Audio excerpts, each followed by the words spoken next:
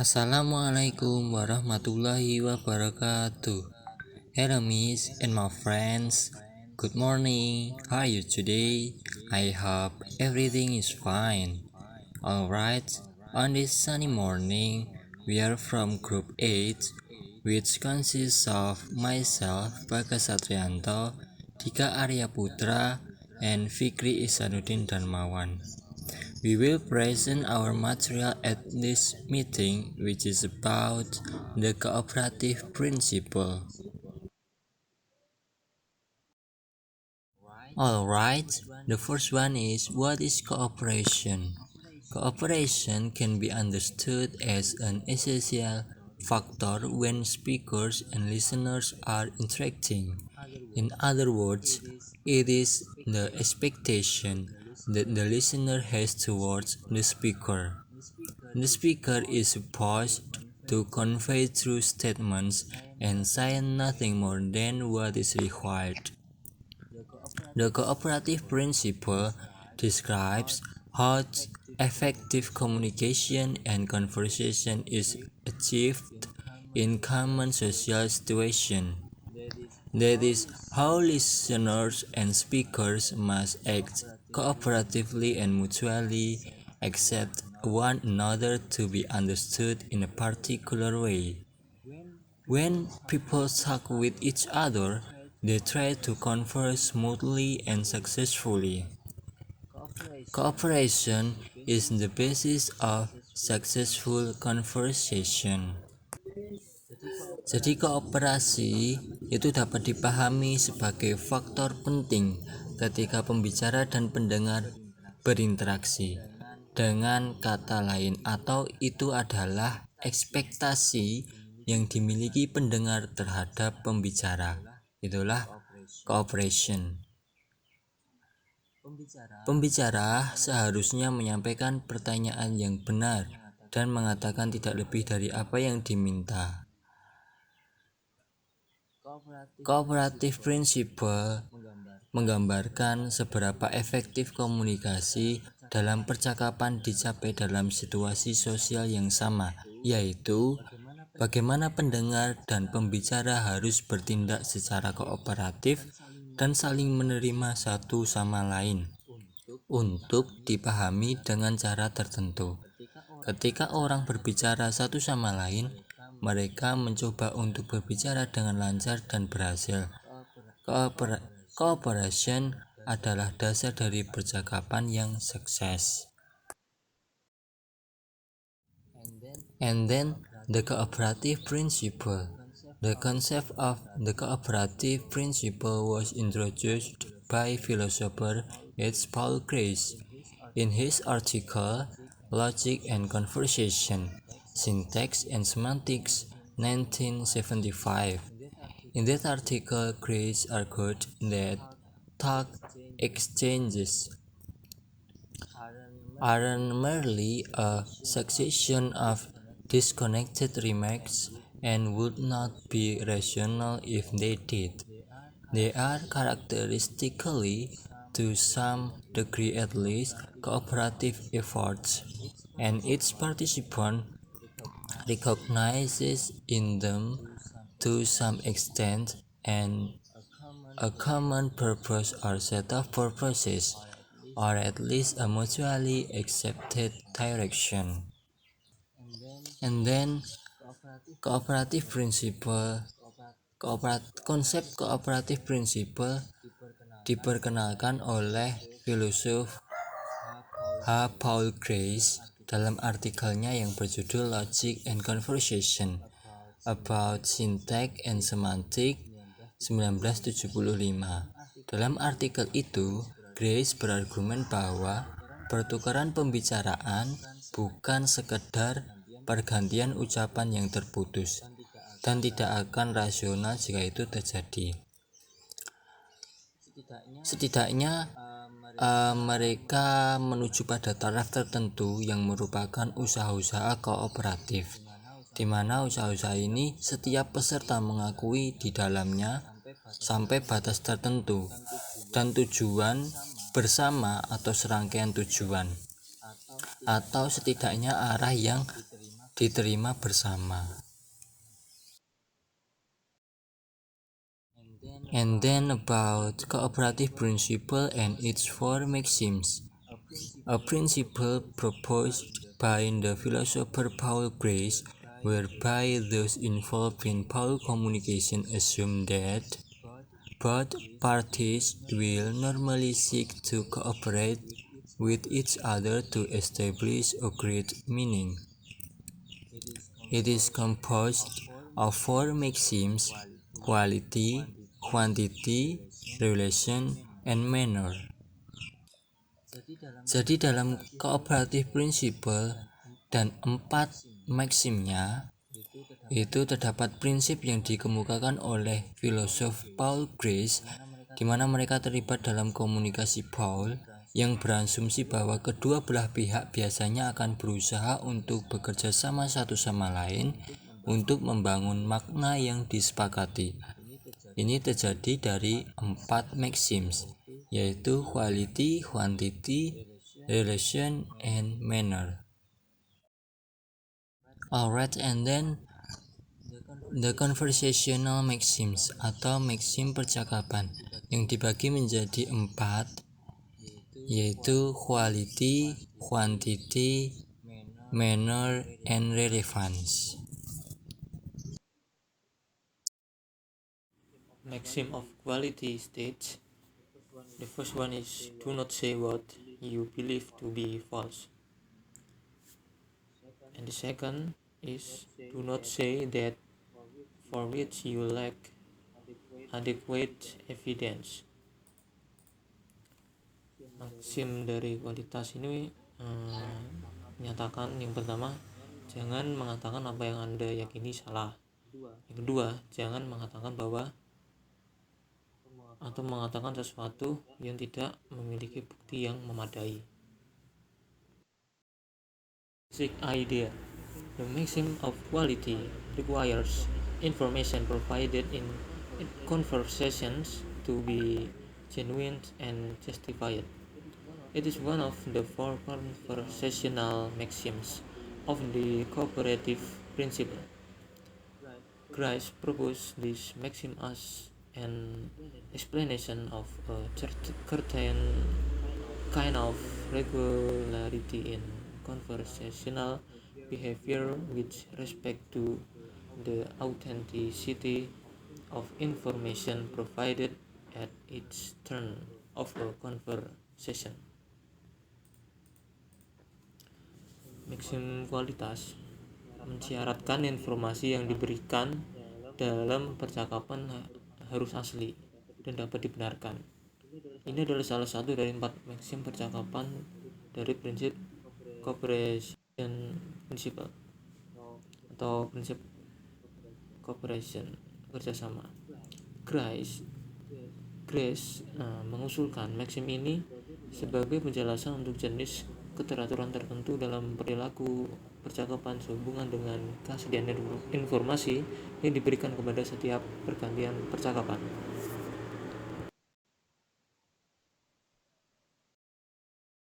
Example: boy, how old are you? Girl, I am 200 years old. We can clearly see that the receiver has violated in the maxim of quality by lying. Dari contoh, laki-laki menanyakan umur kepada cewek atau anak perempuan. Lalu anak perempuan itu mengatakan bahwa umurnya 200 tahun. Kita dapat melihat dengan jelas bahwa penerima telah melanggar maksim kualitas dengan berbohong.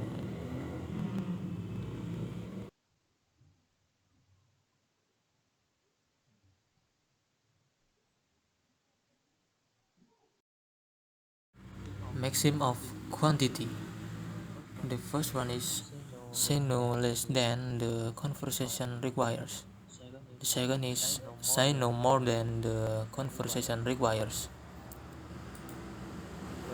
Dalam maksim kuantitas ini kita tidak mengatakan atau berbicara tidak kurang atau tidak lebih dari percakapan yang dibutuhkan.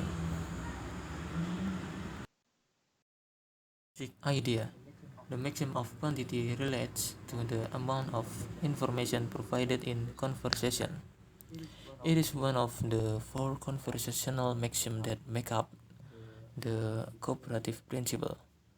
Grace proposed this maxim as an explanation for a certain kind of regularity in conversational behavior with respect to the amount of information provided in each turn of a conversation.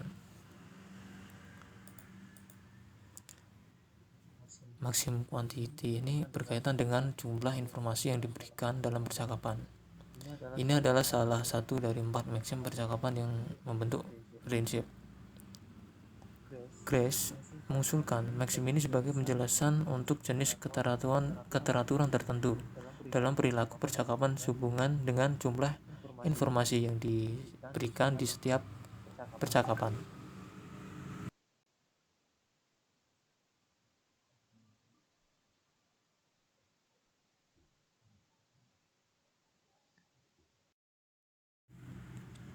Example: do you have the time? Yes, it's 9:30. Given the purpose of the conversation, the man contributes only as much information as is required, not excessive like it's 9:30 at night, Greenwich Mean Time, 20 May 2009, not in the quiet like it's night time. Contohnya yaitu dari percakapan anak laki-laki yang bertanya kepada seseorang pria tentang menanyakan tentang waktu, lalu dijawab ini jam 9.30. Mengingat tujuan percakapan, pria itu hanya memberikan informasi sebanyak yang diperlukan, tidak menjelaskan informasi tambahan seperti ini jam 9 malam atau ini atau tanggal atau tahun berlangsungnya percakapan tersebut.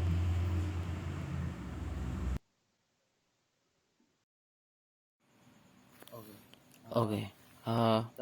The third maxim, the third type of maxim is maxim of relation or relevance, atau maxim yang berhubungan atau yang sesuai. Maxim yang berhubungan atau yang sesuai ini menjadikan semuanya menjadi relevan atau sesuai.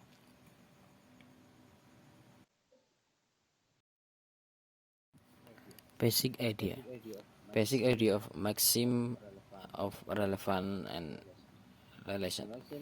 The maxim of relation is one of the four conversational maxims of the cooperative principle.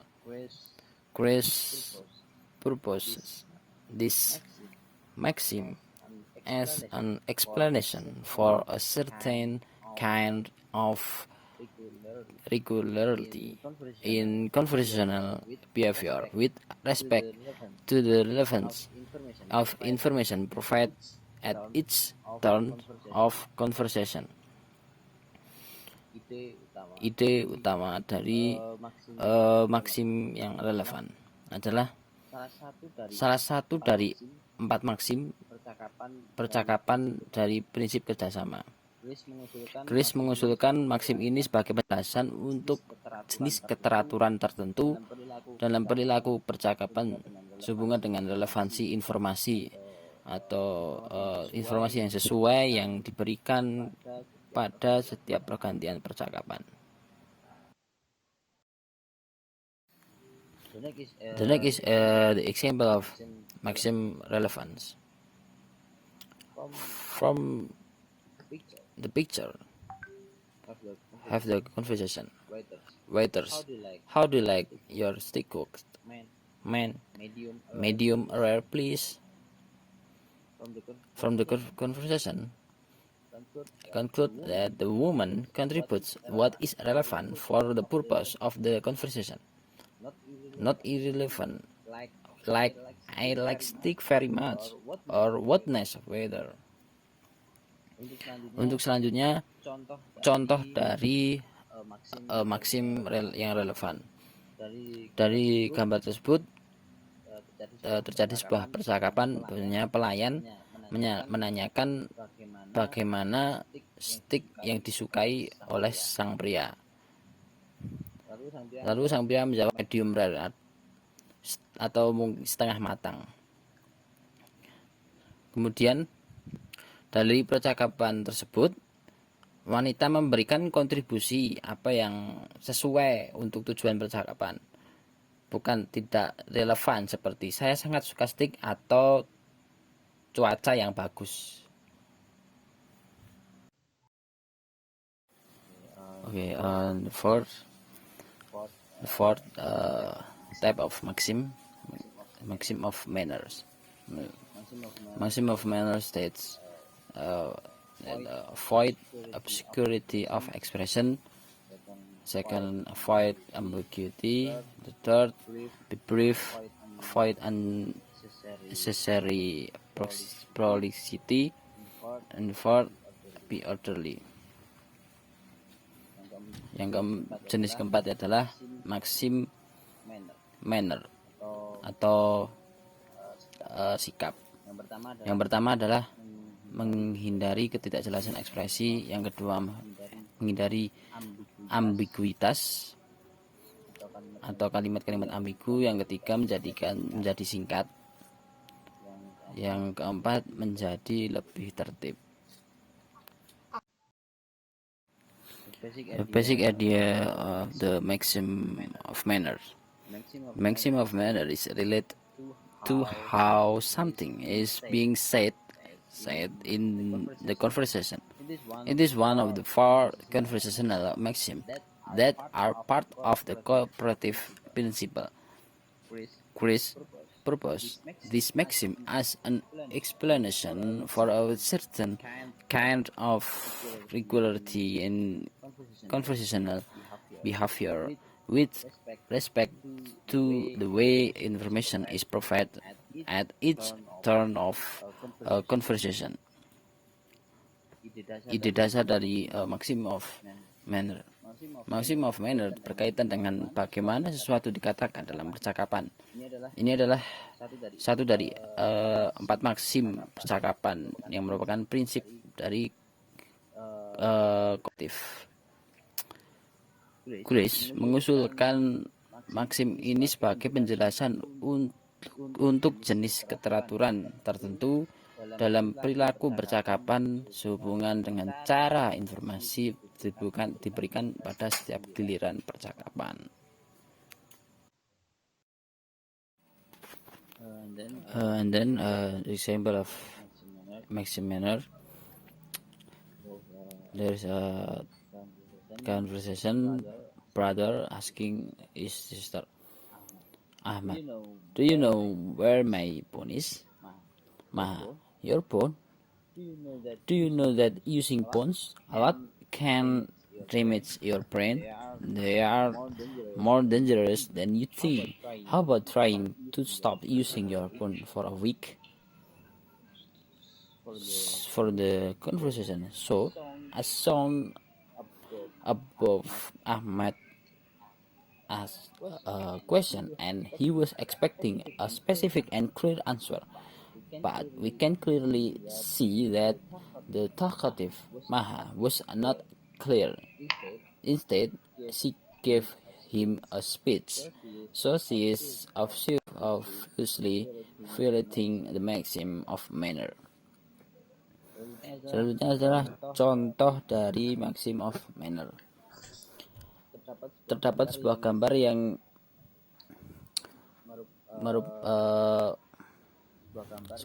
yang berisi tentang percakapan 2 orang. Yaitu saudara laki-laki bertanya kepada saudara perempuannya, Ahmad, apakah Anda tahu di mana ponsel saya? Maha, ponselmu? Apakah Kamu tahu bahwa menggunakan ponsel terlalu banyak dapat merusak otak kamu.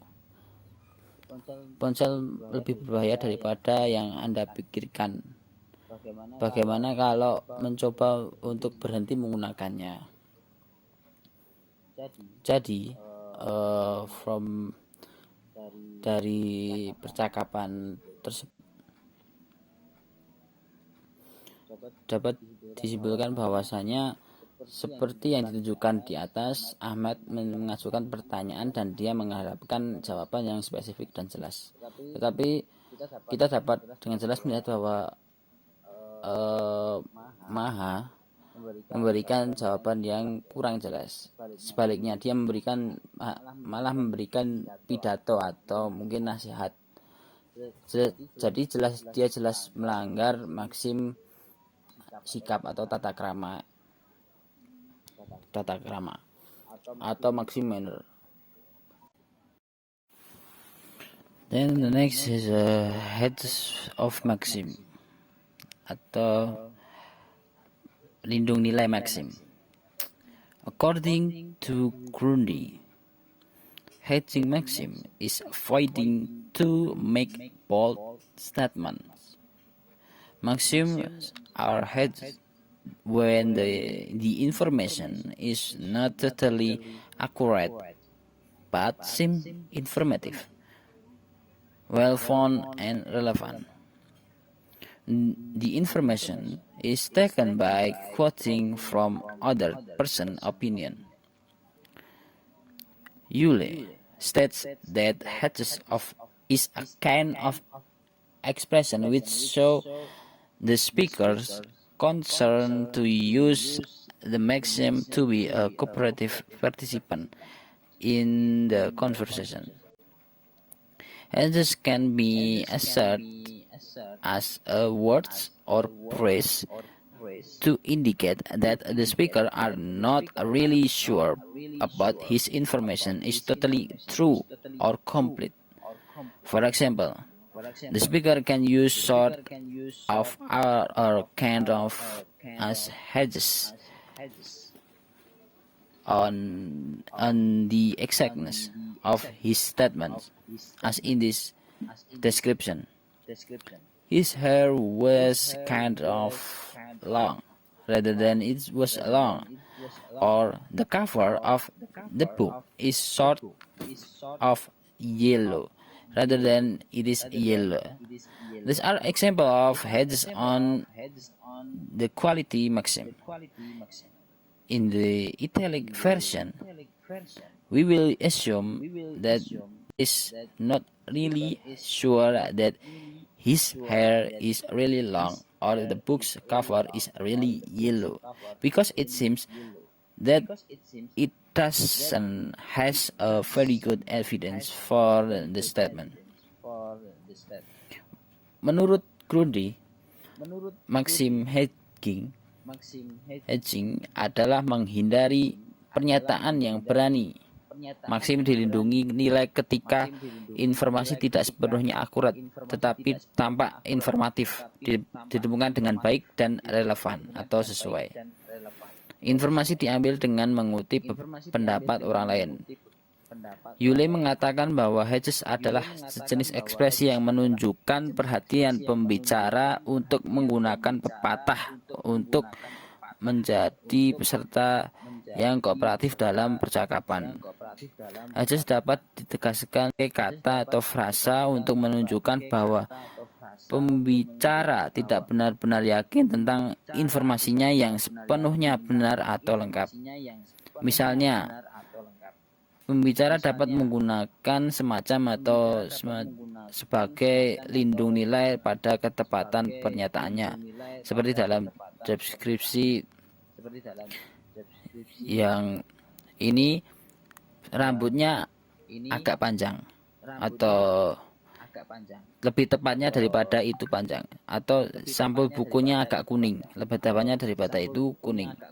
Ini adalah contoh lindung nilai atau hedges pada pepatah kualitas.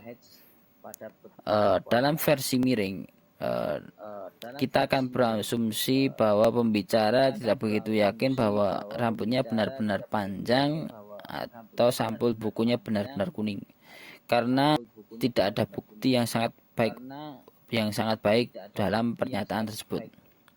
Hedges intentionally or unintentionally can be employed in both spoken and written language, since they are crucially important in communication. Hedges help the speaker and writer communicate more precisely in the degree of accuracy and truth in assessment. Lindung nilai sengaja atau tidak sengaja dapat digunakan baik dalam bahasa lisan maupun tulisan, karena keduanya sangat penting dalam komunikasi. Hedges membantu pembicara dan penulis berkomunikasi lebih tepat dalam tingkat akurasi dan kebenaran dalam penilaian.